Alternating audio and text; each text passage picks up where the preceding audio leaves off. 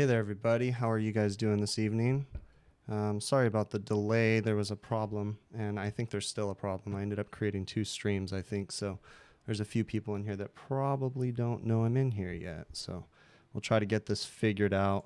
Let me type something in here, and then I'll pay attention to you guys here. Sorry. It was a very frustrating thing right now. Okay, so I got a couple topics I want to cover this evening. Hopefully you guys can hear me loud and clear. If any of you guys in the chat would let me know, I'd much appreciate it. I will we'll talk about a couple topics here, and then I'll try to get to some questions, and we will get going on this. Yeah, sorry, this kind of really threw me for a loop right now. For some reason, my streaming software wasn't doing it all, but anyways, we'll get going with this. So, all right, couple topics I wanted to cover. You know, I released a video today on the ice machine that wasn't working properly, and that was a really interesting one because, and I wanted to cover a couple questions about that because it was a prime example. I had another one of our service techs, because this was a new customer for us, so I had another one of our service techs with us, just because I kind of wanted to show him what was going on. And I thought it was a really cool training experience for him to be able to see too, because if you guys haven't already watched it, I'm going to give a little recap about it, but go and watch it after we do the stream, and then you guys, you know, you'll see what I'm talking about. But so we had an ice machine call, and there was multiple things going on. Okay, they had another service tech that was working on it, and he wasn't a horrible tech. He just made a few mistakes and kind of created a bunch of problems that I had to trip over to try to figure out what was going on with that ice machine. Okay, what I ended up finding out, the cliff notes of it, was that it was a water cooled ice machine, so it had a water cooled coaxial condenser, and the inlet and the outlet were swapped. So that was problem number one. Okay, once I corrected that, I kind of got excited when I saw that problem, because I was like, wow, that was a really unique thing, and I fixed it, you know. And but that wasn't it, you know. I had the urge to go ahead and call my contact at the particular location that I was working at to say, hey, I figured it out, but I decided to hold off because I wanted to watch the machine make another batch of ice. After I did that, I noticed that the machine was a little low on refrigerant.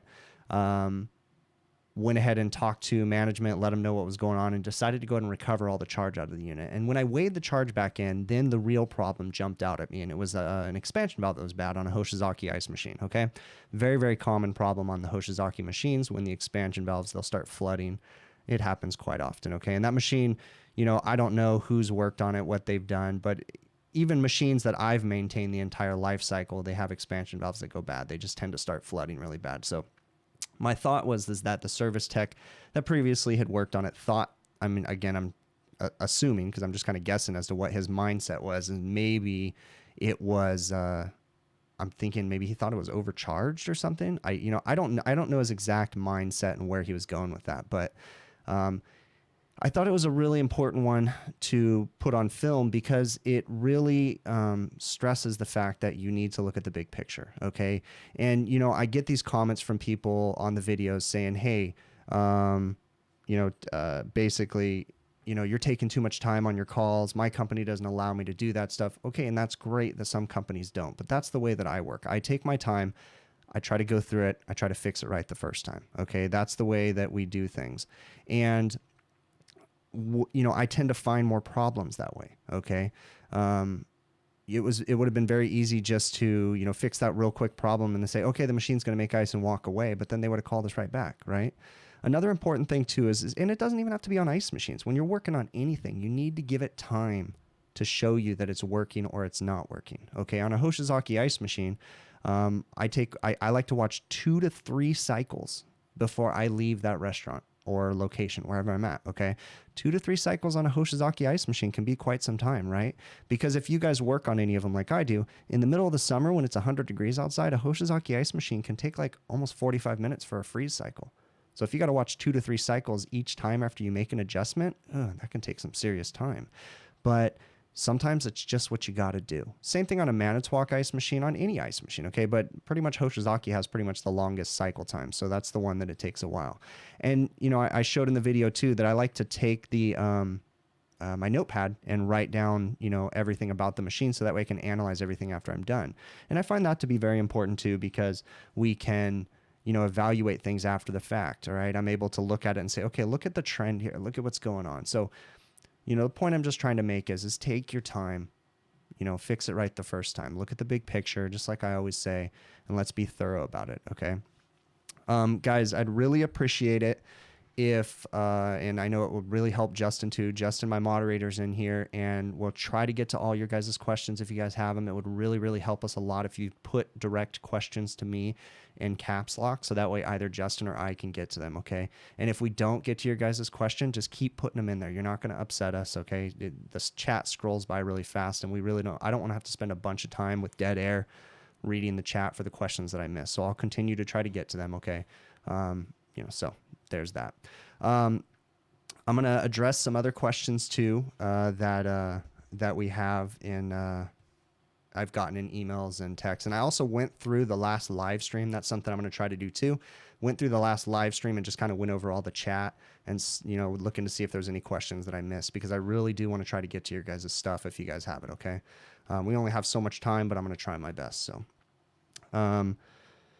let's see. So I've got some important ones, but I do want to kind of look at the chat real quick right now and see if we're missing anything. I really don't see nothing jumping out at me yet in caps lock. Okay. So, throw it in there again, guys. If you haven't already, put it in caps lock. That way we can get to it. And hello to everybody that's saying hi. Sorry I was late.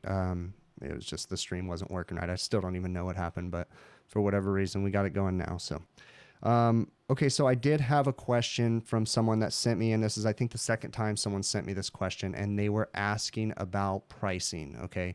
How I go about pricing jobs, how we run things at my company. All right, I'm not going to go into crazy details because some of that stuff is kind of private, okay? But I will say that we are a time and materials company, okay? We bill hourly, all right? We deal with restaurants. Here in our area, restaurants will not let you do flat rate or anything like that, okay? They have to be time and materials. They want to see the breakdown. They want to know exactly how long it takes. That's just the way the market is here. I know in some other places I've heard of restaurants dealing, they do flat rate and different things like that, but they don't go for that here, okay? So we bill hourly, we pay hourly, and that's just the way we do it, okay? I'm not going to go into specific numbers. I will say that we're right around $100 an hour, give or take, and that's pretty much right in the middle of my market right now. We have some people in the high 80s, and we have some people in the low 100s. And we're right in the middle in there. Okay. So we're competitive with our competition, and we do base that. We look at our competition, but we also look at what kind of, what our expenses are as a company and different things like that. Okay. I am in no way a business expert. There are a lot of other guys that, cover that topic a lot better. I would highly suggest that you guys seek out, Tersh Blissett on the Service Business Mastery podcast. He goes into a lot of the business topics and has a lot of different people that talk about different ways to do business properly and different things like that. Okay, so I'm going to lean more towards the technical side with my stuff.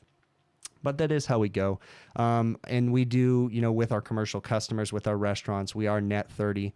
So we do give them credit basically, and they're supposed to pay within 30 days. But if any of you guys deal with commercial restaurants, you know that just doesn't happen, okay? Most restaurants out there, that you're going to be lucky if you get paid within 90 days. And that's just kind of something you got to deal with, and you got to hound them. And that's just, unfortunately, part of the business. So that was a quick one. I had a... Okay, so I'm going to attack this one right now. So Sean Mack asks if I buy extended 4-year compressor warranties with all your new condensing units.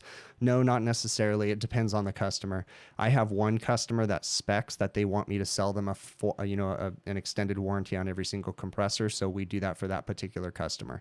But other ones, they don't want them. So it just depends on each customer. I mean, if I had my choice, sure, I'd sell them a warranty on that compressor, because it's an extra sale basically, and it gives them peace of mind. So I don't think it's a bad idea. But it also depends on the supplier that you're buying the equipment from, because I do have one particular supplier in my area, and their extended warranties are ridiculous. But then I have one supplier that self-finances their extended warranties. So basically, they have enough capital to cover the cost, and they don't use an insurance company or anybody to handle their extended warranties. So it all depends on the supplier and who you're going through. Okay. But I'm not going to go with an aftermarket third party warranty company or anything like that. I'm only going to get them directly from my suppliers, because if I'm going to sell something, I want to be able to take it right back to the place that I bought it from to get a warranty on it. So That's just how we roll on that. Okay, let's go into here and see what I'm missing. Doesn't look like I'm missing too much yet. Am working on something new. I'm not going to give too many details, but well, I mean, I have been for a while working on a podcast, and I'm not going to release it until I have a bunch of different episodes. So I have been working on that. So that is going to come out soon. I just had a guest on. So, we're working on that. I want to build up quite a few episodes, so I'm not basically living week to week, having to record a new podcast all the time. So, but that will come eventually. So you guys will be seeing that coming through, and I'll make sure I announce it on all the different social medias and different things. So that'll be coming up soon. Hey there, Rick. How you doing, bud? Rick with Northwest Ohio HVAC videos. That's down on the bottom right there. Okay. So, one thing I wanted to point out too, this is really interesting. So I was emailed by, or no, there was a comment on one of my YouTube videos, and it was a guy asking me if, he thought he saw me in a training class a while back, and he was curious if it was me. And it was, but I want to point out to you guys, I've had that come up a few times where people are in supply houses or something, and then, I may look like an asshole from the look on my face, but I don't mind if people come up and say, hey. So if you guys see me, any of you guys are local or anything like that, and you see me, come say, hey, stop me. I just have that, look on my face all the time, that makes me look like an asshole basically, but I don't mind talking to people and saying hey to people. So if you guys do see me out in public, stop me and say hey. So, do I have lots of customers that buy their own equipment? And that was Kane Ivester. Yes, I do. Unfortunately, that's something that you have to deal with when you're dealing with commercial restaurants, especially chains. They get big national accounts, and, they have national accounts with all the major AC manufacturers and refrigeration equipment manufacturers, ice machines, reach-ins, all that good stuff. So I do have a lot of customers. It's one of those things you have to evaluate it. If I only, if I had a chain restaurant that I only did, 2 of their restaurants, then I don't know if that would quite fly with me. But most of the chains that I do, I do 10 to 15, if not more, of their locations. So it's beneficial for me to still just sell them my labor and extra materials. But yes, I do have a lot that buy their own equipment. So fortunately, they let me do the installs on the equipment. So, that does help a little bit. I mean, it's not the perfect business model, but you kind of roll with the punches when you're in my little niche of restaurant refrigeration. So just one of those things. Okay, so... Okay, I'm going in here. So how do you use a magnet for the solenoid? Well, I mean, it's a solenoid magnet, right? Do I have one sitting right here? No, I don't. I had one, but I must have put it in my van. But essentially a solenoid valve is just a valve that has a magnet or magnetized plunger on it. And when you put the solenoid coil on the top, it creates a magnetic field and it pulls the plunger up. So with that being said, if I have a perfect magnet that has a hole drilled through the middle, we call it a solenoid magnet, right? We set it on top of the coil, and what it does is it opens the solenoid valve, okay? I hope that's what you're looking for. Hopefully I answered that correct. If you need more context in that, you can put something down in the chat or you can email me more.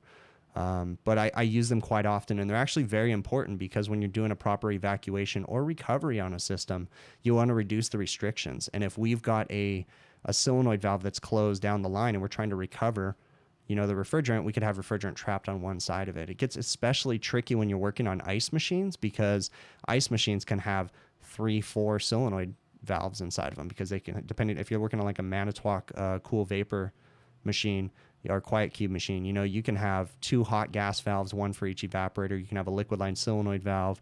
You can have all kinds of stuff, and then you can put checked valves in there too. So you got to be very cautious and make sure you read manufacturer's installation and service instructions when you're working on a particular piece of equipment so you know how it works. But if it's just a straightforward walk-in cooler, like I'm going to be doing a walk-in cooler install tomorrow, and when it comes time for the nitrogen purge before we braze, I'll put solenoid magnets on the solenoid valves. Actually, this one's going to be electronic expansion valves, so I can't do that on that one. We'll have to energize the coil, but you got to eliminate those restrictions. So you're going to, either turn on the electronic expansion valve or put a magnet on the solenoid valve and recover and or vacuum. So, okay. So Aaron Hames, you said you sometimes use Sporlan there in I'm assuming Australia, and you have a lot of trouble with their sight glasses leaking. No, I have not. I have not come across a Sporlan sight glass leaking in a very, very long time. I haven't come across any sight glasses leak. Well, no, I have, but I prefer to use Sporlan, pretty much Sporlan everything, because I have really great luck with their products. I've had some people reach out to me and say they've had some stuff with dryers and different things, but no, I've had nothing but great luck with Sporlan products. So I love their sight glasses. I would say one of the only things I'm kind of bummed out about their sight glasses, especially their sweat ones, the ones that you have to braze in, is that they're like a copper coated steel. So when you go to sand them, it's very easy to sand off the copper coating, and or if you're trying to braze them in, it's very easy to overheat the valve. And then if you're using Silphos, it won't bond to the steel that you've exposed, basically. Okay, so there is a technique to brazing in a Sporlan sight glass, and you kind of have to ignore some of the rules that you learned about brazing. Maybe I can get that on a video one time and kind of explain what happens there. But you'll actually come to find that there's a lot of products out there, even like on a Copeland compressor. The service stubs sticking out of the top of a Copeland compressor typically are sometimes they're like a copper coated steel too. So it's very easy to sand the copper off. So you got to be cautious about that kind of stuff. Okay. What do I know? What do I say? Apparently I say a lot, Jason, someone, and hey, to each their own. I appreciate everybody's feedback on my videos and stuff, and I appreciate everything, but I got a comment that just made me laugh today. The comment said, "Can you talk less in your videos, please?" I was kind of blown away by that one.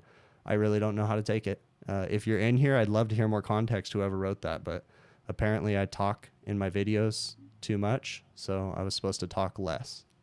I don't know. Okay, so I thought that was a funny one. Let me see. What are all the reasons? Okay, Die for Truth. You said, what are all the reasons you will have equalized pressures on a system? I kind of need a little bit more context on that, okay?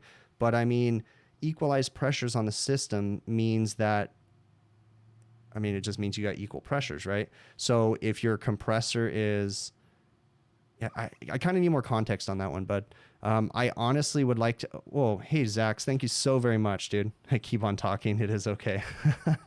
I really appreciate that, Zach. Die for Truth. I kind of need more context on that, bud. So either put it down in the chat and I'll try to get to it, or send me an email to hvacrvideos@gmail.com and we can talk about it a little bit more. Okay. I need to move something on over here. All right, cool. Could I break down the ice machines in too long of a freeze cycle? You don't know about them. Big J's Barbecue. Thank you very much, man. I'm going to go back up here. I'm going to answer your question real quick, Big J's. My thoughts on the new refrigerants coming in via the EPA in 2020. Dimitri, thank you so much.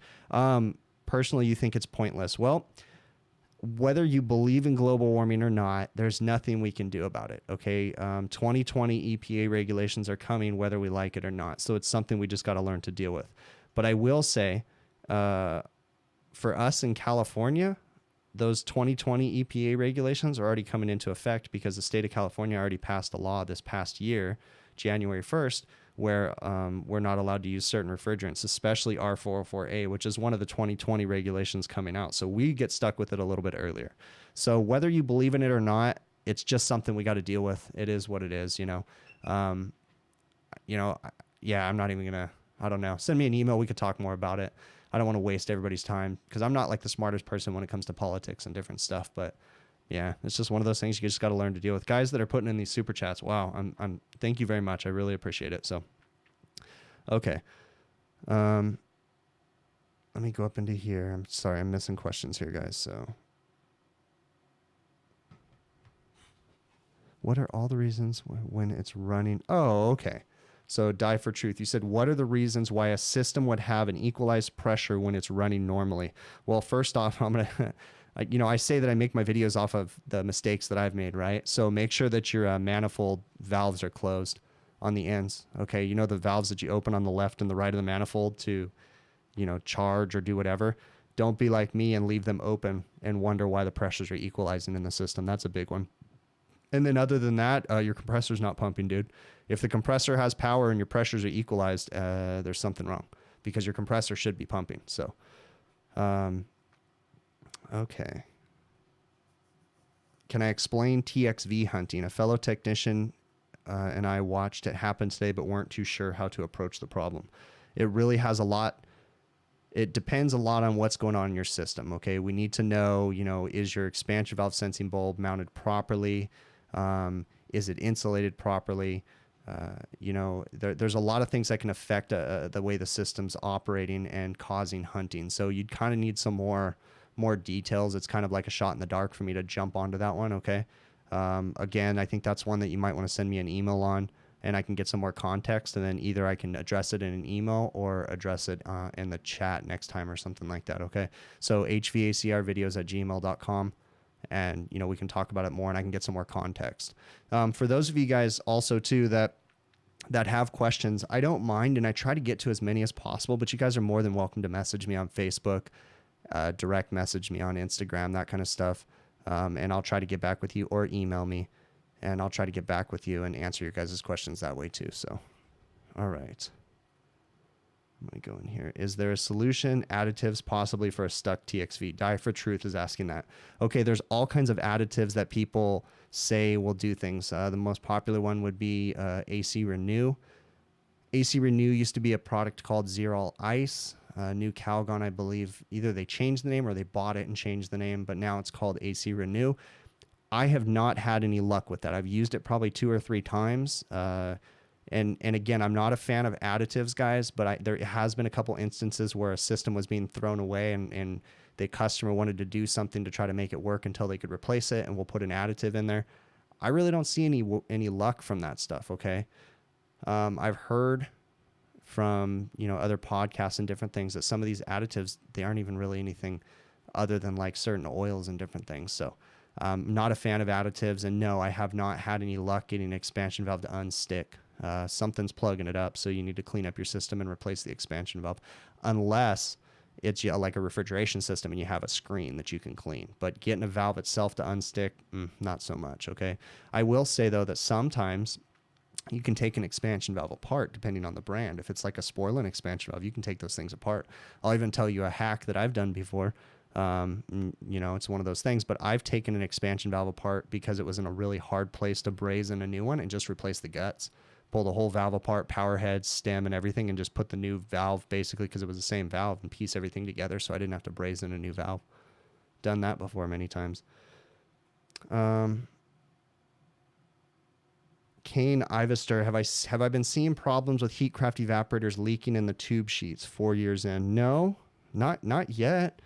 I'll be honest with you, we used to have a lot of problems with like the Russell and the cold zone evaporators leaking at the expansion valve distributor bell on the expansion valve. But no, I haven't really had a problem with the Heatcraft ones. I have seen other people posting on social media about the Heatcraft ones having leaks in the microchannel condensers a lot, but I've yet to see anything with that. So not myself, no.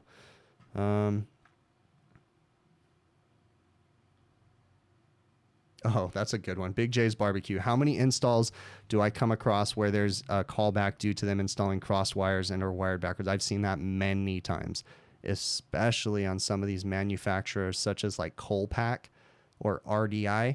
I've done work for them too. But I see some of the installation companies they've used, and some of the stuff has been so twisted and inside out. I think the biggest problem that I see is when you have a new startup and you have different trades doing different jobs. Okay, here in Southern California, we're allowed to do the electrical for our device. I'm not supposed to really run to the panel, but I'm talking, like a walk-in freezer install. I've seen jobs where they have the electrician do all the electrical, and it always gets messed up. The refrigeration guy just do the piping for the refrigeration, and then they would have the plumber do the drain lines for the walk-in coils. I know in other areas that's how you do it, but out here in Southern California, that's not how we do it. So when they have the electrician do that stuff, it never gets wired right. It's always a mess. So I have seen that. And I don't mean to talk crap about electricians and stuff, guys. It's just maybe just the particular electricians that are working on these new installs. Maybe they aren't using the greatest ones or something.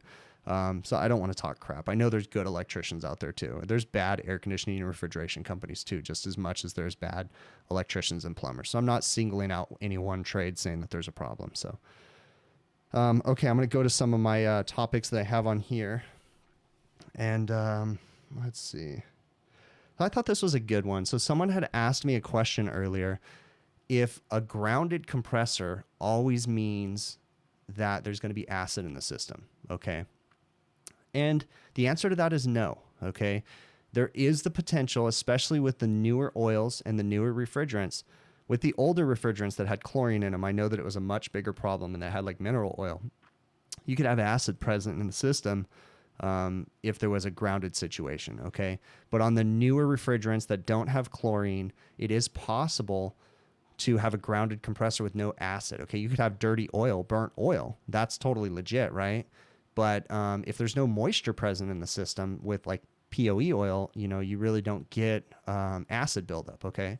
So it's very important when you do have a grounded compressor that you do a proper oil test, okay? Whether you use those little cheap things that you push on the Schraders, you know, I don't know how well those work. I know the proper way to do it is to do an oil sample where you get a sample of the oil and then you analyze it and you add it to different chemicals and it reacts, telling you if there's acids and different things. So, but I thought that was an interesting one. But yeah, it's not always necessarily acid if you have a burnout. Okay. So just keep that in mind. And you know, the old school way, this isn't necessarily the right way. You still need to do an oil test, but a lot of times on a burn, you can usually smell it. So as you're recovering the refrigerant, if you can actually smell the refrigerant, and you can usually smell like a tiny little bit of a funky smell, and that's the burnt refrigerant. It usually means that there's something going on there, but okay. Reefer Tech Mark, you said, do the units that any of you work on have automatic phase reversal? Well, Reefer Tech Mark, on a lot of the equipment that has variable frequency drives on it, it will correct phase rotation. Now, I don't know if it'll I don't know if it'll correct phase rotation while it's running. I don't know about that. But yeah, a lot of VFD drives will have phase reversal in them, and it will check for proper phase rotation and correct it accordingly. So with that being said, if you do a startup on like a package unit and it has a VFD drive, you know, the old school way of checking phase rotation without doing it properly would be to go look at the indoor blower motor. And if the indoor blower motor was running right, there was a very good chance that your compressors were wired up A, B, and C the same way as the indoor blower motor. So therefore you are correct, you know, you had the right rotation. But it is important that you actually check rotation now, because with the advent of VFD drives in our equipment, it's possible that the VFD drive corrected the phase reversal, basically. So the indoor blower motor could be running in the right direction, but the compressors could still be running backwards. That's one of the things that I really like about the Fieldpiece SC660 clamp meter that I keep in my bag, because it has phase rotation on it. And granted, it's probably not the like most high-tech fluke meter that does phase rotation, but it gets me in the ballpark. So basically you grab the meter, you check line voltage to the unit, and you hook up line 1 to line 2, and then you go from line 1 to line 3, and it tells you ABC or CBA, you know, to tell you that things are wrong or whatever. So I do like that, but it is important that we check proper phase rotation. So, all right. The key to therm controls are my customers liking the benefits. Kane Ivester. So yes and no. It's hard for me dealing with commercial restaurants chain restaurants, to sell them on energy efficiency stuff, because a lot of times my contacts at the restaurants aren't the big wigs that are concerned about energy efficiency. When I'm dealing with like a regional facilities director, for the most part, he just wants the thing working. So if I go to him and try to say, hey, I want to quote this job, it's going to cost, you know, $2,000 more because I want to put this high efficiency thing on there that's going to save you money. A lot of times that might go to deaf ears on the regional facilities level. You know, if somehow I can get an email up to the higher ups, they may jump on that. So are they seeing and enjoying the benefits? I wouldn't say that on my level of communication with the facilities department that they're enjoying it. No. I think that my level of facilities, most of the time, the guys just see money, and they just want things working for the cheapest. Don't get me wrong. They're not, you know, I choose to work with customers that like to spend money and do things right. But as far as selling someone on an energy efficiency upgrade in a chain restaurant, that's a really, really hard sell, okay, unless you're dealing with the corporate office. And I've never been able to bridge that gap with the correct person at the corporate office to get energy efficiency sold to them, essentially. So, okay.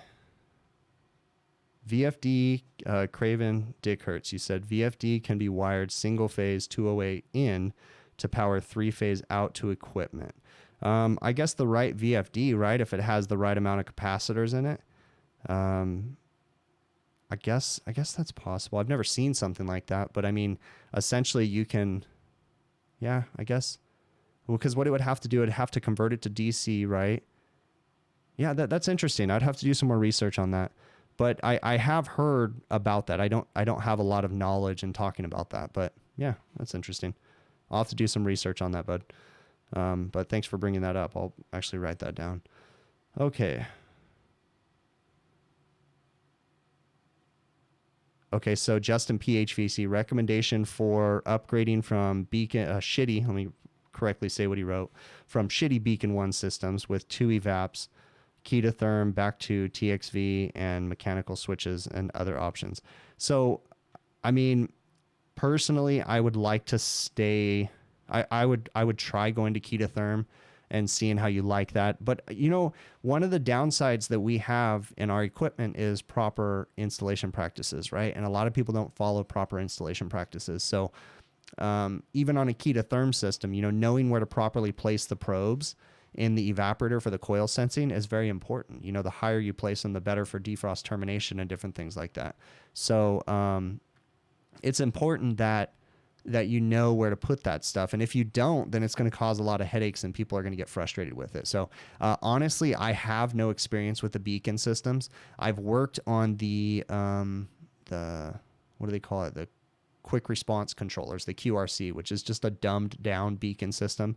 That's their new model that they came out with before they came out with the IntelliGen, which is the new one that they came out with. They're coming out with stuff too fast or too often, basically. But I've worked with the QRC, and I really haven't had too many problems other than improper settings and a few factory issues, but nothing major. But I've heard good and bad about the Beacon systems, especially the older Beacon, like you said, the Beacon 1. I've heard better results about the Beacon 2, but I would like to say I'd go to the key to therm products. But I mean, mechanical is true and tested, right? It works. So, I mean, if they just want a working system and don't want to have all the fancy bells and whistles, hey, mechanical is a good way to go because it works and we know how to fix it, right? It's easy to get parts for mechanical. Changing out a Headmaster tomorrow. Any pointers? Obviously, you're going to recover the gas out of the system. And then what I would highly suggest you do anytime you read the installation instructions is you want to clip the tip on the Headmaster valve before you put your torch to it. Because the refrigerant charge in the dome of it can be a problem. So you want to clip the tip after you've recovered all the gas before you unsweat the valve. So that'd be the only tip I'd give you. Other than that, make sure you protect the valve with like a heat compound or something like that to make sure you don't overheat it. And make sure you pull a proper vacuum and proper liquid dryer, of course. Okay, so purge with nitrogen, all that good stuff. I would also argue, you know, with Headmaster valves, I will make a bold statement, and I think that most of the failed Headmaster valves are going to be because people aren't following proper refrigeration practices, and stuff is getting stuck in the valves, and or when they're installing them, they overheat the valves, and so the mechanics inside of it have a tendency to get stuck, especially when you're dealing with Sporlan valves. I don't have a lot of bad things to say about the Sporlan Headmaster valves. I've had good luck with them, so okay, cool. All right, let's see what else. Okay, so I'm going to go to my sheet here, cover a couple more things. Oh, got to point out my flaws, right? I want to tell you guys, I made a big mistake, and probably only about 4 people caught it in my last, my video that I uploaded on Friday, right? So I uploaded a video on Friday where I installed a new evaporator in the beer walking equipment that I condemned the previous Monday before, right? Let me tell you too, that work was actually done all the way in last year. Yeah, I want to say it was done in like November or December, but I'd been sitting on that video because it took a lot of editing and different things and piecing together different cameras and stuff. And I was just kind of slow and lagging on it. So I finally got it edited. And so that equipment's been running for a couple months now. And someone pointed out actually 4 people pointed it out, that when I was prepping my coil before, that I installed the wrong nozzle on the expansion valve. And I went and reviewed the footage, and sure as shit I did. So what I was supposed to install was a 1/2 nozzle, and I installed a 3/4 nozzle on that. So I just want to point out, I make mistakes too. You know, that like I always tell you guys, that these things that I say in my videos are usually from me making mistakes and having to learn from them. So, hey, Ralph, thank you so very much, man. I really appreciate it. So like I said, you know, just like everybody else, my shit stinks too. So I make mistakes and I'm human. It happens. Okay. So in that situation, the nozzle that I installed is a slight hair too big. I'm not really going to do much to correct it because it's not going to make that big of an effect. I'd be more concerned if my nozzle was way oversized, you know, or way undersized, but just going that half to a 3/4 is not going to be a big deal. But I do want to point out that I did make that mistake. So, all right. Chris, did I cut the compressor open? Yes, I did. Yes, I did. I haven't made, I do have some footage of cutting open the compressor from the beer walk-in a couple weeks ago. The one that had the single phase overload protector when it was 3-phase. I did cut that compressor open, and I am going to piece together a video about it, but I did post pictures on social media. If you go to my Facebook page or my Instagram, you'll see them. It was very interesting. I am going to say that that compressor, the valves inside of it looked like someone shot it with a 45. I mean, the valves were just blown apart. It was very interesting. It looked like it was like a liquid slugging thing coming back and blew the valve apart. And then a piece of the valve got stuck in there, and the piston was even damaged because it was pumping on that broken parts in there. But as far as the single phase overload, I do have to say, if you guys remember that video, the single phase overload on that compressor is correct. That is a very strange compressor. It has a different winding than normal. So from the factory on that compressor, if you ohm out the windings, they will not all three equal the same. It's something, I was doing a little bit of research on it. It's called a Scott T motor winding. And one of the windings is going to have a higher resistance value than the other windings. So that is normal, and that was reflected in my video. But then also I was tripping out because it had a single phase overload protector. Well, I was going through the manufacturer's information for that compressor, and they actually call for that single phase overload protector. I did open up the compressor and look at the windings, and they were on the inside only monitoring with an overload 2 legs. So for whatever reason, it probably had to do with that Scott T winding. They had an external overload just on that higher resistance leg. So very, very interesting one. All right. Everyday tools that I carry on myself. Ralph, the only tool, Ralph Halili asked me that. The only tool I carry on myself is a flashlight and a pocket knife. Other than that, I keep them in my bag. And I have a Vito backpack that I carry around with me everywhere, and that basically has all the tools that I carry with me every day. But I don't carry like a 6-in-1 in my pocket or anything like that. I don't carry a multi-tool. I just have my pocket knife and my flashlight. And then, you know, occasionally, I don't know if you guys have seen, I don't think I show it very much, but I do keep a mirror in my pocket and a marker. I don't even keep a pocket screwdriver in my pocket anymore. So,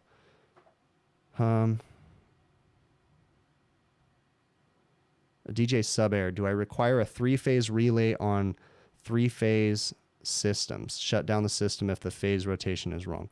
Well, there's some holes in your question there, but yeah, I kind of get what you're saying. So, you know, you should have 3-phase motor protection. I'm going to kind of answer what I think you're asking. So you should have 3-phase motor protection. So if you lose a leg, it basically doesn't single phase the compressor, because that can be a big problem. So you should have single phase protection is what we call it. But a lot of times motors don't have single phase protection. So they do have an overload inside, but it won't necessarily. So the theory is that if you single phase the compressor, the overload is going to cut out. But a lot of times I still see problems with compressors that have been single phasing for too long, and they'll still get damaged, even if they do have an internal overload. So they should have a single phase overload on the outside, one that monitors single phase conditions. Companies that make those, I'm trying to think of the name. I can't think of them, but yeah, I'll think of it in a minute. But there is companies that make them, but it's not something that people install on their equipment very often. And I will say that when we deal with any kind of electrical equipment, a lot of the problems that we have, especially with like variable frequency drives and different things, is because we don't have proper power conditioning. So we don't have proper monitors that are watching the power coming into that particular piece of equipment.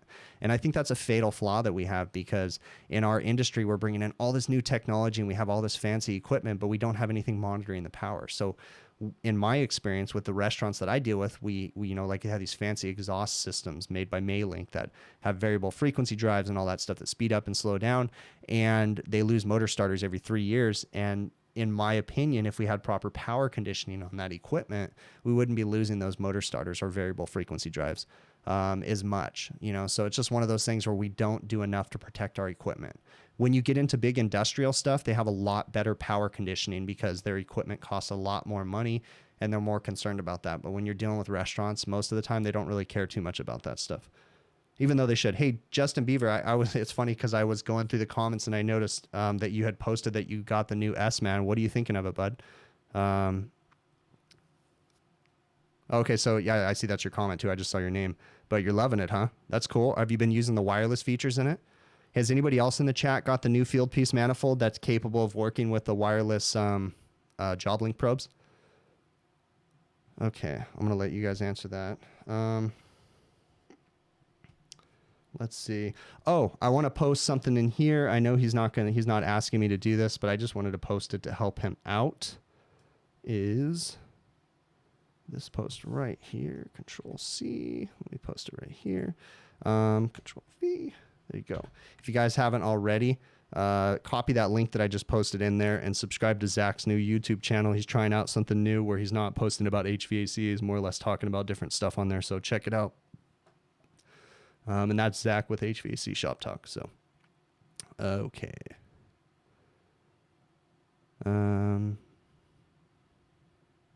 Appreciate it, Zach. Just want to, I see that you're trying, and I know that Zach wasn't really going to try to push that on his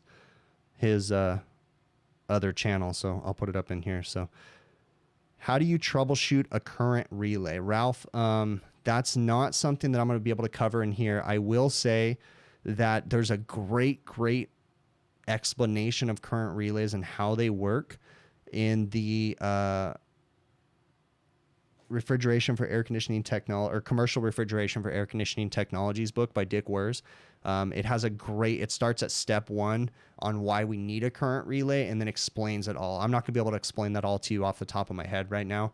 I understand how they work and I can understand how to troubleshoot them, but telling you exactly how to do it over this stream is going to be difficult. But pick up the book. For any of you guys that are in commercial refrigeration, even if you're an experienced tech, pick up the book, Commercial Refrigeration for Air Conditioning Technicians by Dick Wers. It will explain so many things and help to fill in a lot of gaps on things that we know how to do, but maybe we just don't know how to explain them. It really fills in those gaps. And I'm going to grab the book real quick and show it to you guys.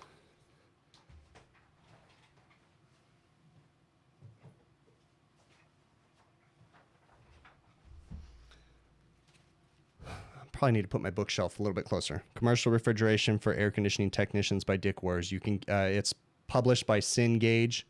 I'm sure you can go to cengagebrain.com is their website. I'm sure you can get it from Amazon or something too. So definitely pick up that book, guys. It will really, really help you with that. Okay, let me go up into here and let's see what's going on. Zach, your channel's for therapy. Hey, I was just working on a podcast episode. Again, I don't know if anybody heard, but I was talking about I am working on a podcast, but I want to get a bunch of episodes before I release it. And I was working on one today, and yesterday, and we were talking about therapy. So very interesting. I will go a little bit into it, and I don't want to get all mushy and stuff like that with you guys, but I did go to therapy because I had mental problems in my head, and I still have mental problems. That you can see the asshole on my face. It has to do with my mental problems, but therapy and seeing a doctor really helped me. So I'm not afraid to admit it. All right. On the mechanical defrost timer, can you adjust the length of a defrost time? Yes, you can, Guillermo. A mechanical timer, it should have a little pin on the outside. Everyone's different, so I don't know which one you're working on. You're more than welcome to send me a picture in a email, and I can talk to you more about it. But yeah, you definitely can adjust the length of defrost time. And then a lot of times too, depending on if it's a walk-in freezer or a reach-in freezer, they might have electronic defrost termination built into it too. So I've got some videos on, I don't explain how to adjust the timer, but I explain how the timers work. So I think there's a video I have titled Walk-in Freezer Defrost, Electric Defrost Explained. You may want to look that up on my channel, and it explains how electric defrost works. But again, it's not going to tell you how to adjust the timer. So, G Solace, thank you so very much, man. I really appreciate it. You guys, these super chats are awesome. Really, really appreciate it. Okay, let's see. Hey, Isaac. Isaac is deaf, HVACR SoCal. I'm going to type hi to him, guys. If you guys don't know, Isaac is deaf, so he can only read what's in the chat. So, but he is a service technician here in Southern California. And I'm going to say hi to him real quick, so I don't mean to ignore you guys here. Say hi to him there. All right. Which I think is crazy, because to think that Isaac is an HVAC tech and deaf, it just sounds so interesting to be able to troubleshoot. I mean, you got to think he's got to know, you know, and his other senses have to be heightened, right, to be able to hear, because he can't hear things, so he can only feel and touch. And very, very interesting. Okay, so let's see. Thank you, Guillermo. Really appreciate it, bud. All right, what's the easiest way to match evaporators to condensing units for equipment that is not marked and you have never been there before for refrigeration units, drawers, pans, and drawers? Well, in Doug Brown, that's a really good question. So you have to understand properly sizing equipment, right? And sizing equipment is, there's a fine line with oversizing equipment and undersizing equipment. There's a lot of factors to look into. So when you're sizing equipment, it's just like a house doing a load calculation. You got to start with your load calc, right? Depending on the reach-in. Now, on reach-in coolers and reach-in freezer, well, reach-in coolers especially like prep tables and different things, our evaporators tend to be oversized. And they're oversized for a reason, because we need to be able to bring that box temp down a lot faster, okay? We tend to run higher TDs on reach-ins, especially manufactured equipment from like True and Trolson and different things like that. Those guys are going to be running like 20 to 25 degree evaporator TDs on them, okay? Versus, you know, like a walk-in cooler that is mainly, depending on what's being stored in it, sized with like a 10 degree evaporator TD. So it's very important that you're going to start by doing the load calculation on your box, or at least placing coils in your box, okay? Again, you don't want to oversize those, and there's a lot more to this, but I'm going to give the cliff notes of it, all right? So you're going to start with your evaporator size. Once you know what you want in your evaporator, once you know how many fans you need to move the air around the box, and that's a very important thing, because a lot of times on reach-in coolers, because we only have so many options, we end up sizing via the fans. So we end up adding fans, or, you know, coils that have more fans. So sometimes they might be oversized BTU-wise because we need the air movement inside the box. But you got to start with the evaporators. Once you start with the evaporators, you add up all the BTUs, and then you base your condensing unit size off of that. Okay, once you have your evaporators, and once you know how big of a condensing unit you need, typically, I typically like to be about 1,000 BTUs over on my condensing unit. And again, these are rules of thumb. I realize that if you go through a proper training class, they're going to say to get the evaporator and condensers as close as possible. My thing is I like to see a little bit of space. So I don't like to go under. I don't like to, you know, I like my condenser to be at least 1,000 BTUs bigger than what's needed for the evaporators. And I don't want to go, you know, you really don't want to go too much bigger, because then you might not bring enough suction gas back to that compressor, okay? Because a lot of times our compressors are suction cooled, right? So we need the proper amount of gas coming back to them. But you really need to look at your evaporator load, then you do your condensing unit, and then once you figure out your condensing unit, then you can do your line sizes. And I will say, one of the things that's forgotten about a lot when we're sizing equipment is our line sizes. We need the proper liquid and suction. You do not just base, guys, I'll catch up with these super chats in a minute. Thank you so much. But you do not base your suction line and your liquid line simply off of what's coming out of your condensing unit, okay? You have to follow the proper sizing guidelines for that particular piece of equipment. If you're working with Heatcraft, they tell you liquid line, suction line, but just because you have a 7/8 and a 3/8 suction line and liquid line doesn't mean that that's what's going to go to the system, okay? So there's a lot more to that, and maybe I could do a whole video on it. Let me get back down here. I see these super chats popping up. Thanks, guys, so very much. Really appreciate these super chats coming in. I'm blown away.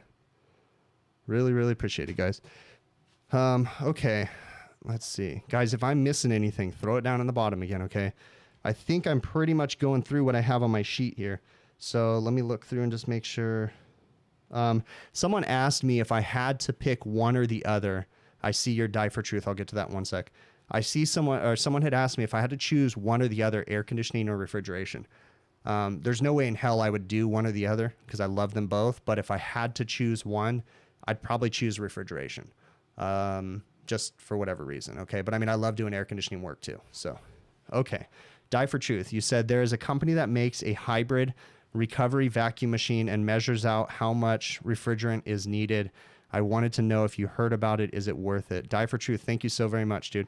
I'm assuming you might be talking about the Navac charging machine because they just released a charging machine. Maybe we can get more. I really don't have a lot of information about that, but if it's the Navac one, I don't think it's a recovery.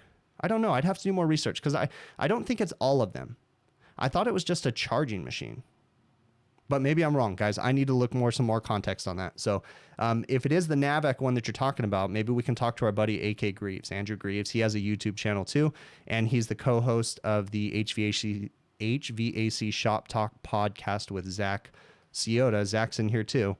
And maybe, actually the better venue for that talk about that machine would be on the Shop Talk podcast. Maybe Andrew can talk about that. So I would highly suggest, Die for Truth, that you send a message to HVAC Shop Talk. Yeah, I was going to say, I don't think it's a recovery. I think it's just a charging machine. But yeah, Andrew would be the better person to talk to. So AK Greaves, AK HVAC is his YouTube channel. All right. Have I ever used the Fieldpiece Mr. 45? No, I have not, Reefer Mark. I have the VP85 vacuum pump, and it's phenomenal. I really, really very much enjoy the VP85 vacuum pump. I do have to make full disclosure that I did not pay for that vacuum pump.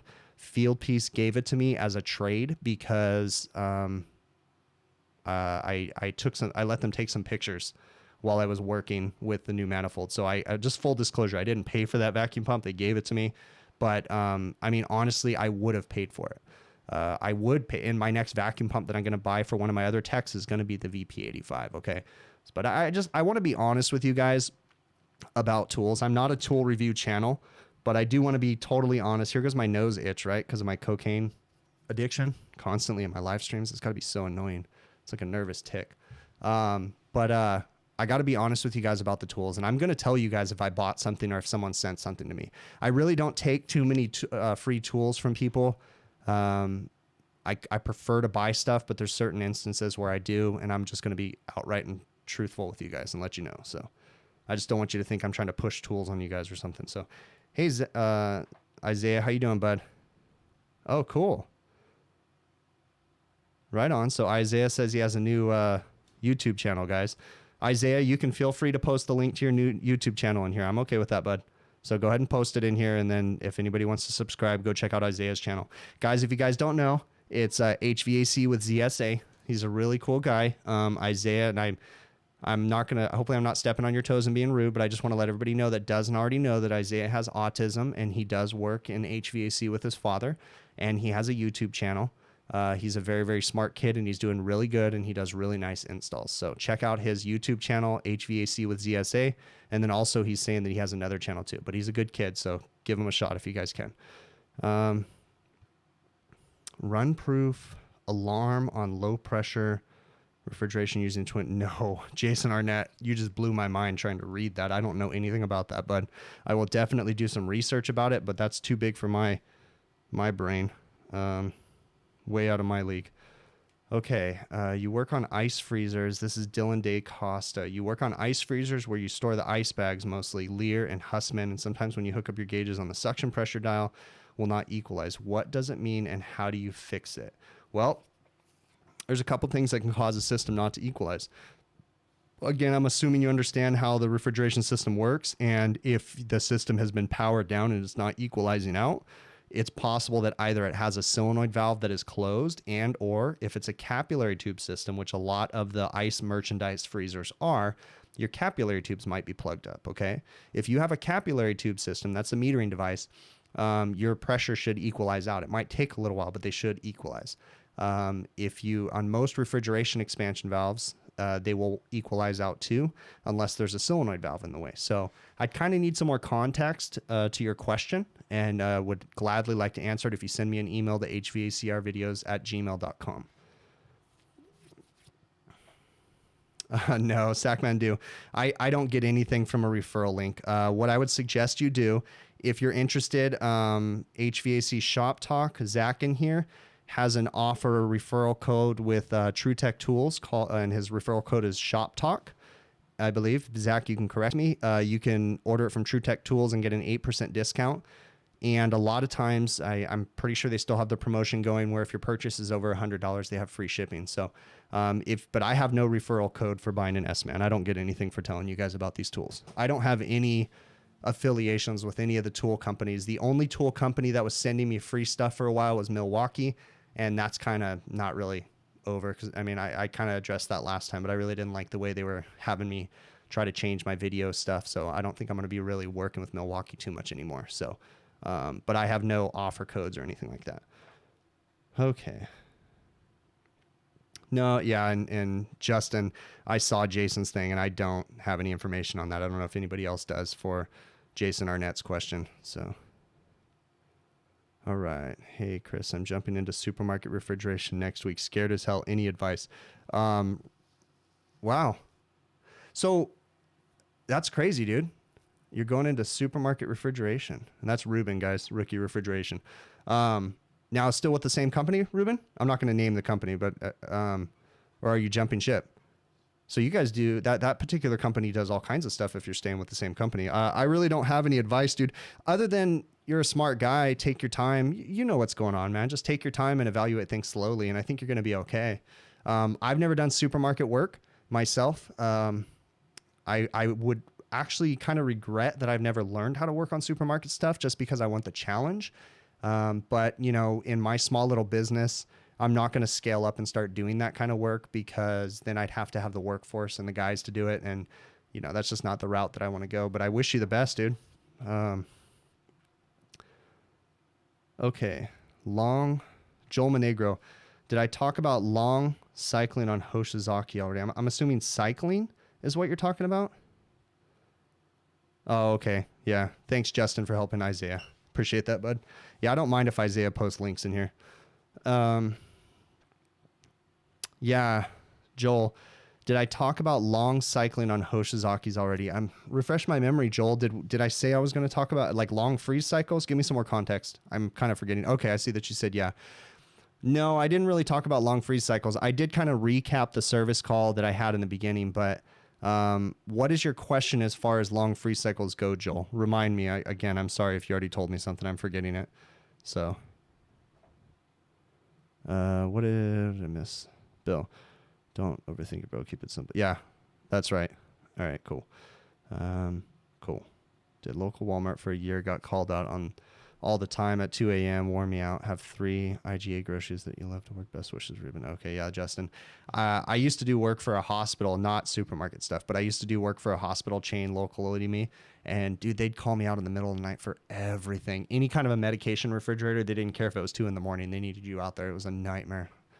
In some ways, I was bummed out when I didn't work for that customer anymore, but in other ways, I was happy because the overtime calls were a nightmare with them.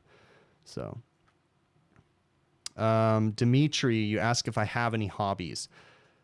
Dimitri, no.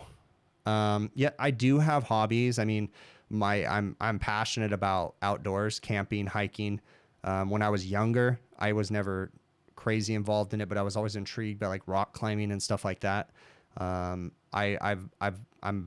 really much enjoy going backpacking where you're out in the middle of nowhere with nothing like that is what I would consider to be my hobby. Now, unfortunately, I've kind of put it on the back burner because of life and families and my obsession with YouTube and HVAC and different things. So I really do need to get back into the things that I enjoy. And I mean, don't get me wrong, I enjoy HVAC too, but I think I you know, kind of obsess about things when it comes to what I'm doing with these videos and different things. And I'm kind of getting to a point where I'm getting into a comfortable position where I can upload and do it comfortably now and not be consumed by everything. So I will get back into those hobbies. But other than that, just being outdoors is my hobby. So, okay. All right, guys, throw some more questions in here. and I will get to them. Do me a favor and put them into caps lock so we don't get confused. I'm going to go through my list right here. People that want to do their jobs. Okay, so the last thing I have on my list was people asking me how did it let you post a link, Justin, or did he try to send you the link? I don't know. Oh, Ralph, what happened to the t-shirts? Guys, I had t-shirts on my YouTube page and I took them down because I had ordered pretty much all the colors, and some of the colors I wasn't happy with the way that Teespring printed them out. So I pulled them off because I didn't want anybody buying crappy shirts. I know that one person bought like 1 or 2 shirts. I don't know who it was. Hopefully they turned out well for him. I had gotten a couple shirts and they were good because I had a bunch of different colors, but the colors that Teespring said they were going to be, they weren't, and they just turned out really crappy. So I pulled those, and I am still working on t-shirts. I'm trying to find a company that can do hats too. So I will be doing that. And I'm sorry, guys, this is just, this video stuff and these live streams and everything, like, it's hard to focus on them because I've got a full-time day job and I have a family with 2 kids and a wife. So, certain things, like I try to answer all your guys' questions, but certain things like t-shirts and stuff like that, I am going to get to it, but I am a little bit slow at getting to them. So I apologize. Have I ever had to install an evaporator pressure regulator on a system? Nope. I've installed crankcase pressure regulators, but not evaporator pressure regulators because all my stuff's pretty small. I understand the concept of how they work, but I've never put one on. So, okay. Going to Kevin Tolley, you're going to your first HVAC job interview tomorrow. You're still in school. Any advice? Yes, Kevin. I've got a lot of advice.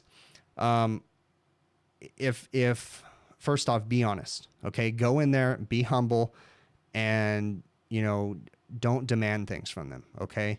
If you were coming to an interview with me, I don't know what kind of a company you're going to. Okay. But if you were coming to an interview with me, I like to see my guys walk into the interview with blue jeans on, work boots on, and a shirt. Okay. I like to see them come in like they were ready to go to work that day. And in my instance, I don't know the company that you're going to work for, but in my instance, a lot of times on the first interview, someone like impressed me so much that we went and did a ride along that day. And then I hired him, the next morning. So it all depends on the company that you're going to work for. Okay. But just be honest, be open. It's probably too late to do this now, but for anybody that is looking for a job, I'd highly recommend walking in the door with your DMV printout saying that you've got a clean driving record. Okay. Or if you don't, be honest. Okay. Be completely honest about any legal problems you've had. A lot of us will hire people with legal problems depending on what they are, but you just got to be honest. Don't try to hide things because we will find it out. Don't try to hide driving records because our insurance companies, before we hire you, we have to run you through our insurance company. And we're going to find out anyway. So, but that's not a deal breaker. If you don't already have your DMV printout, it's fine, but just be honest about your driving record. Okay. Let them know up front, if you have time constraints, things that you can't be to work at certain times and different stuff like that. Okay. Just be honest. Okay. Walk in there casual and be truthful about what you know and what you don't know. And also be truthful about what you want to learn, right? Because you're going to work, you're fresh out of school, you're going to work for a company, and just walk in the door and say, look, I've learned this stuff. I haven't had this hands-on experience. What I'm looking for is a company that's willing to give me the hands-on experience, but's also willing to teach me. If I were you, this is my opinion, okay? You don't have to follow everything I say, but if I were you, you need to interview the company just as much as they're interviewing you, right? Don't be cocky about it, but ask them questions. Ask them about the pay, right? And they may not offer you your exact pay at the moment, but ask them how their pay structure works. Ask them when their paycheck's clear. Ask them to do a ride along. So you can ride with a tech one day. Say, hey, I'd be willing to donate a day of my time. Is it possible, if they don't already do this, say, is it possible for me to ride with one of your techs so I can see how your workflow goes, so I can see what the tech deals with, so I can learn about the company, okay? Those are my suggestions. Hopefully those help you and that answers your question. Okay. And let me go into here and see you want to educate yourself. Yeah, lack of hands-on does suck. All right. Prime time is getting that, but I believe a video on good piping practice would be very beneficial. Yeah, Will Fonder, video on proper piping practices is a very, very important thing. I would love to be able to come up with a video where I can show a proper system design and how we balance a system out as far as a refrigeration system. And You know, like I said, how we start with the evaporator, then we get to the condenser, then we figure out the piping. But before we do all that, we need to do a proper load calc on the box. Everything matters. You know, we got to pay attention to oil return and all those different things. They all do start to matter. Okay. So yeah, that would be great if I can get into that. Sorry if I'm missing a conversation here, Primetime. I don't know what you had said. How long, Frank Bradley, how long have I been on my own? So Frank, I started in the trade working for my dad. I think I've been doing it for 17 years officially, but it's been longer than that because I probably started in junior high working with my dad. Probably within the last 8 to 10 years, my dad and I partnered together. I still do work for the company with my dad. My dad doesn't work anymore. He's semi-retired, but he works in the office. He still comes in the office, but he's just not out in the field anymore. So we're partners now. We own the business together. Officially 17 years. As far as, you know, ownership, the last 8 to 10 years, somewhere in there. And the only advice I can give to everybody is be willing to learn every day. Be willing to admit mistakes. Don't be afraid to tell people your weaknesses, okay? Because everybody has them. And just be humble. That's the best advice I can give to anybody. So I needed some water there. Reefer Tech Mark, video on measuring, taking bends into account. Yeah. Learning how to work tubing benders is an art in itself. That's probably one of my favorite things. Someone had asked me, like, what's my favorite thing to do? And it's piping systems, because I get so much enjoyment out of being able to pipe a system, especially when I can use benders and do it properly and make it look clean. I get this huge satisfaction when I can step back, when it's all done and this system looks beautiful because the bends are perfect and all this different stuff. I love that. So, definitely something I'll think about working on. You guys remember too that, you know, most of my videos are videos that I'm out in the field, and, you know, I don't really plan my videos per se. So I just come up with topics. So yes, I'll definitely address all these things when I get the opportunity. I'll film a video and I'll show how we're going to measure for pipe bends and different things like that. Thanks there, Dennis. I appreciate it, man. All right. Let's go into here, guys. Let's see. Does propane systems have a filter dryer? Sean Mack. Yes, they do. And not a 5 BB8. Do I like train units? Sure. I'm going to get to your question, Sean Mack. Let me address not a 5s real quick. So this is just my opinion. Okay. I talked to several different people in the trade. I talked to different guys, and everybody has a favorite unit. I think that people's favorite units are based off of their insecurities and how comfortable they are to work with the unit. So I'm going to be honest with you. I'm not very confident working on the train control systems. I understand how they work, but if you get me on a Linux unit or a carrier unit, not the fancy control systems, but just a basic Linux or a carrier, I can easily troubleshoot those without even looking at schematics, right? But a train unit is a little bit different because of their control system, right? It's not that I can't do it, but so if you had to ask me, like, what unit do I dislike the most, I might say train, but it's not because I think it's a poor quality unit, because in all honesty, almost all the air conditioning HVAC units out there are pretty much the same quality. Okay.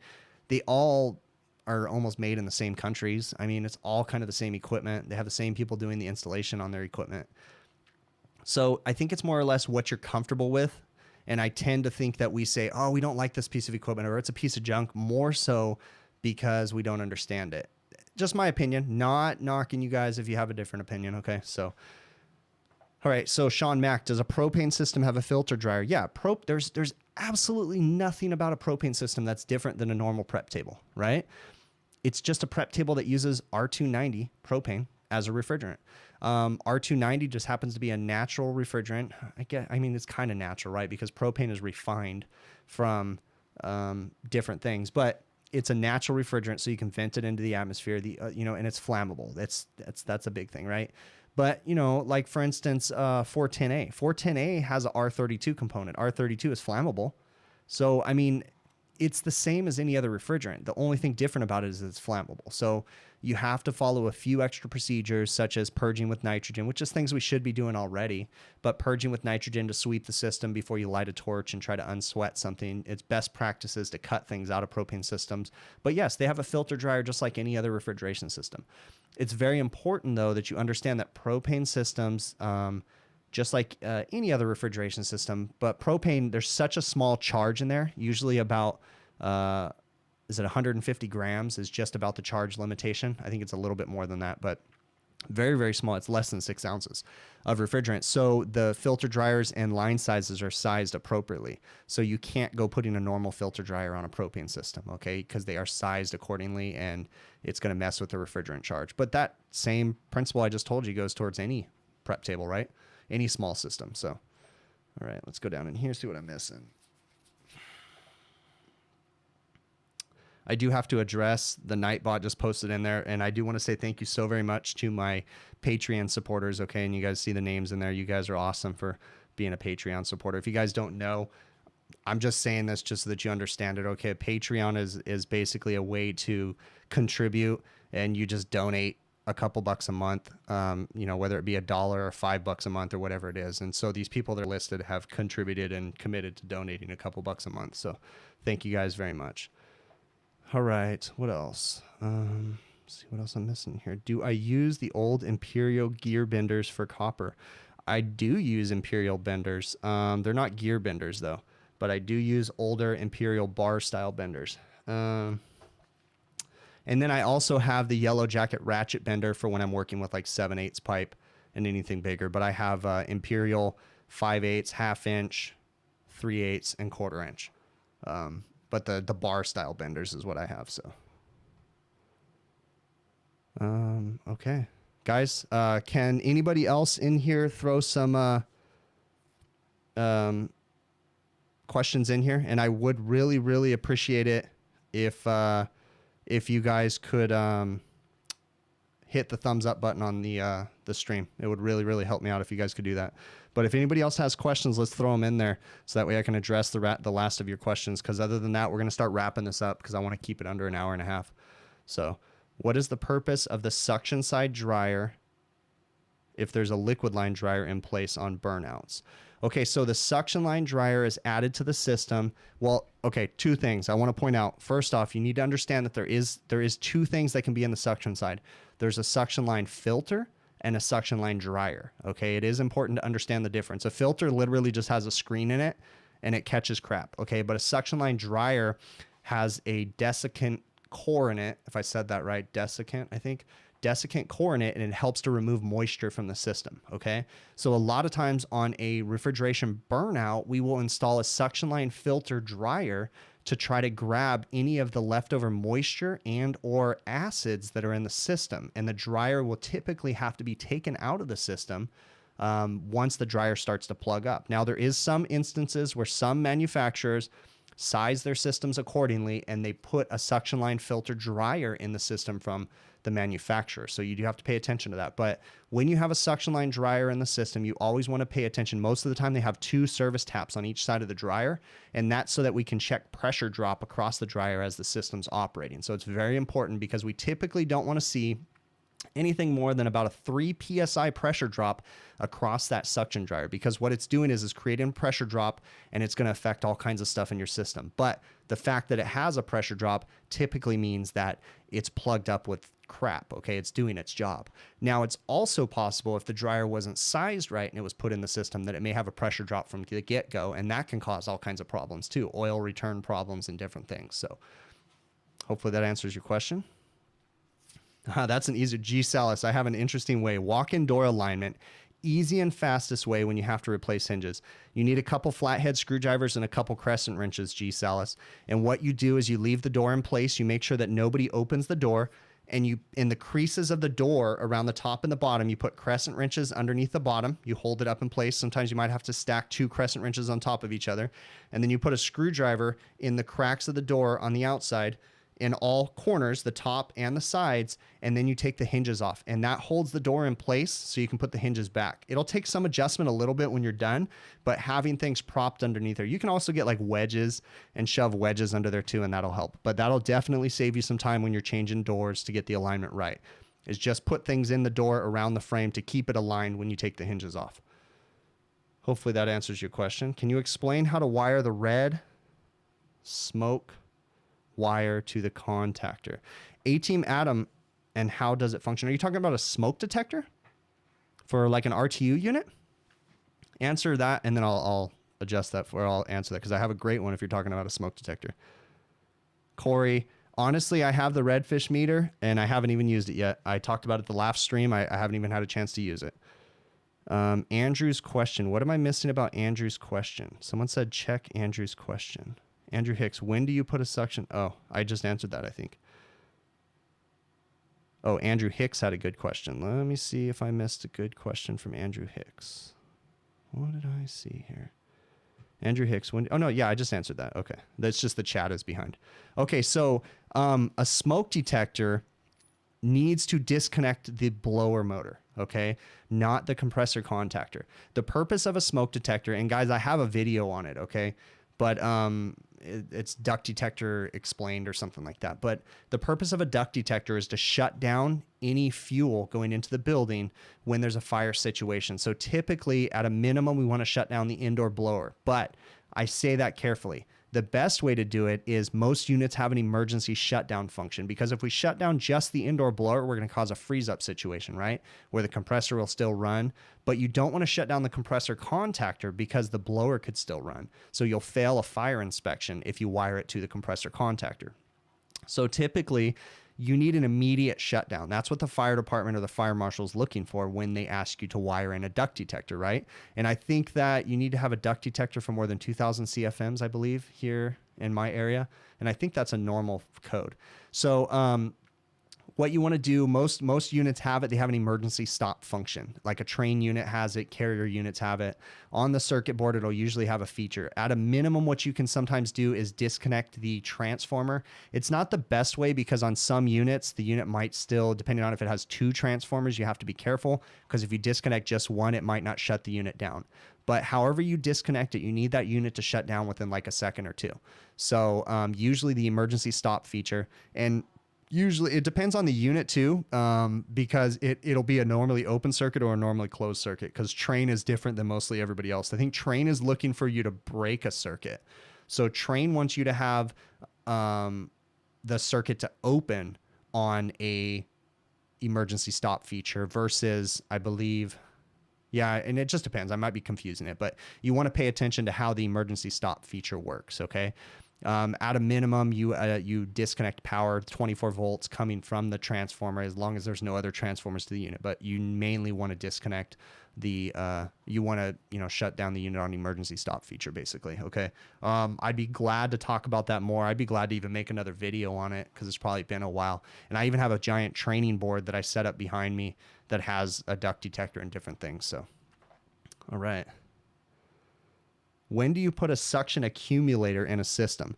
Well, Andrew Hicks, in a perfect world, every refrigeration system should have a suction accumulator. But one of the problems about a suction accumulator is that a lot of times, due to system contaminants, the oil return port in a suction accumulator can get plugged up, and then the accumulators will fill up with oil. So a lot of manufacturers haven't been putting accumulators in. But an accumulator essentially is there just to protect the compressor from liquid refrigerant going back to it. So it has a vessel that has two dip tubes in it. One dip tube's up high in the accumulator, and one dip tube goes down low. It kind of works like the reverse of a receiver, I guess. But the refrigerant comes back, and it basically lets the liquid refrigerant boil off in the bottom of the accumulator before it goes back to the compressor. So just in case you have low superheat and you're flooding back to your compressor, you size them based off of the system BTUs and based off of the refrigerant flow going back through it. You do not size them based off of line sizes. Okay. So you do need to talk to your wholesaler and or manufacturer and find out how this system's supposed to have a properly sized accumulator. Okay. A lot of manufacturers have information on them. Yeah, but the biggest thing is proper refrigeration practices, because there's an oil return port in the bottom of it, at the bottom of the dip tube, and that can get plugged up, and then they'll fill up with oil, and then they'll burn out your compressor because you won't have oil return coming back. So that's a big problem about them. Let's see what else I got. Hopefully that answered your question there. Okay. Zach, Jim's giving me True Blue prototype case to go with the hose set. So I was going to order the new meter with the case and zip it out. Okay, got you. Okay. How do you adjust system superheat with multiple evaporators? Use some smart probes, Sean Mack. That's going to be your best bet. 2 sets of smart probes and an app that you can pull it up on a screen, because, and this may not make sense to everybody, but it does happen. I have seen when you adjust one valve, something else changes a little bit. So you do need to be able, it's best to be able to look at multiple valves at one time. And so while the system is running, right before it's down to set point, so if you've got a medium temp box, you know, you typically want to be 3 to 4 degrees within set point. You want to make sure your valves aren't flooding, your sensing bulbs are properly insulated, and then you're going to measure superheat. You're going to measure, and you know, we should know how to do that, right? Suction saturation temperature, based off of the line closest to the TXV. There should be a superheat port on the evaporator. You take the refrigerant pressure, you convert the suction saturation temperature. Now, got to be very careful right here, because when we have some of these new blended refrigerants like 448A, we can have problems checking superheat. So you got to know about refrigerant glide. Okay, that does come into play. But when you're dealing with like 404A and the other refrigerants, the glide is very small. So basically you just take suction and saturation temperature, and then you take your suction line temperature, and you find the difference between the two, and that's going to be your superheat. Obviously, you're going to want to talk to the manufacturer, find out what they recommend the superheat be at. There is some rules of thumb, but you want to lean on the manufacturer first, see what they want from the system and how it was designed. On a typical walk-in cooler, you're going to see about 10 degrees evaporator superheat, 8 to 10 degrees, somewhere in there, you know. And then you're just going to adjust the valve. Now, on a spoiling expansion valve, you're going to bring the stem down out of the valve to lower the superheat. To raise the superheat, you're going to push the stem up into the valve. So up to raise, down to lower. Okay, and you make very small adjustments, like quarter turns at a time, and you usually give it a few minutes, because you can make like 3 turns to an expansion valve, and it might take a little while, but you just way, you know, over adjusted it. So you just make small turns and let the system stabilize out for 5 to 10 minutes after each adjustment, and your superheat should stabilize out. But again, looking at both valves at the same time. So you don't want to just set one valve and then ignore that one and go to the other. You do have to pay attention to how all the valves are operating. Hopefully that answers your question there. All right. Does anyone ever see evaps that have multiple coils? Each has their own TXV setup. Yeah, definitely. That's a very common thing. So I've got walk-in coolers. Oh, wait. So you're saying multiple coils on each. I'm confused about that, Reefer Tech Mark.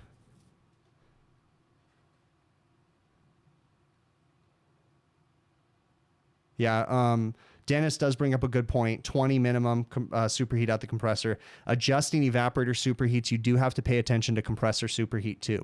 So a lot of times compressor manufacturers will tell you that you need to always pay attention to compressor superheat before you pay attention to evaporator superheat. And what I mean by that is that you don't want to have too low of superheat at your compressor. So depending on how close your evaporators are to your condensing unit, you may have to run a higher superheat in some situations, maybe because something's oversized or something, to make sure that you don't have too low of a superheat coming back to your compressor. And you also don't want to have too high of a superheat at your compressor either. So it's kind of like a fine line there. But I guess I'll have to bite the bullet. Bill Burnett. So the price of True Blue is deterring you, but you guess you'll have to bite the bullet. I am honestly in the same boat as you. I have the Appion hoses, the big giant, you know, whatever you want to call them, Mega Flow kit with the recovery baloney. I have like all the Appion stuff. And I'm going to be honest with you, I spent so much money on the Appion stuff that the price of the True Blue stuff is really hurting me. And I really would like to get my hands physically on the True Blue to feel it before I buy it. And that's one of the problems is that none of my local suppliers are stocking the True Blue kit. I really, really like True Tech Tools, and they have a lot of great tools, but I have to order it to get it to me. And I see a lot of people saying that it's great, but I just haven't been able to get my hands on it. So I just don't know if the True Blue for me personally is worth it. I can't think that it's not a great tool. I've heard so many people say it's amazing, right? But it's just, I want to get my hands on it before I buy it. I want to feel it. I want to know how it's going to work.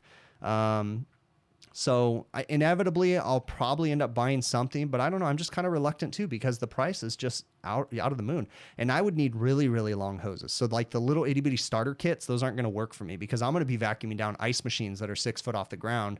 I might even have to get custom hoses and or couple hoses. So I looked into it, and it was like, by the time my cart was added up with everything that I thought I would need with the True Blue stuff, it was pretty expensive, and all that for something that I don't know if I'm going to like it yet.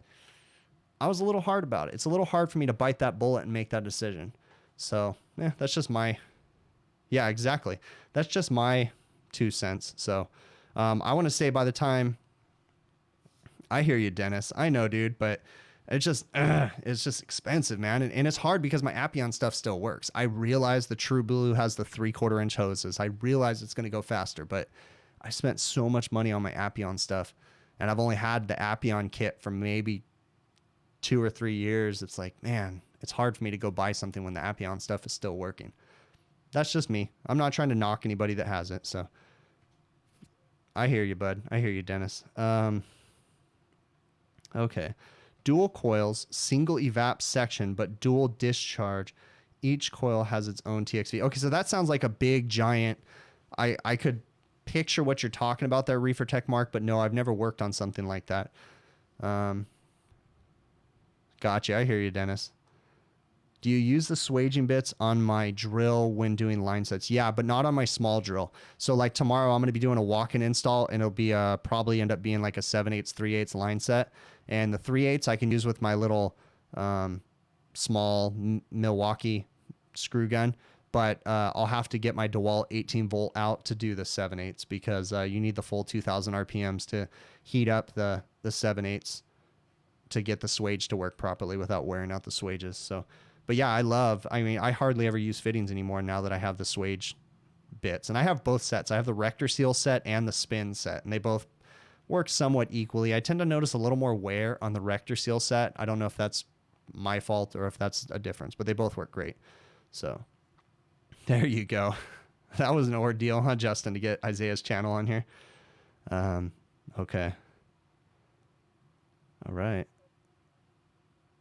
All right, gentlemen, I think we're going to wrap this up, guys, because we've been going for an hour and a half. So I really, really appreciate you guys coming in here. Sorry about the delay with starting the stream, but I really, really appreciate it.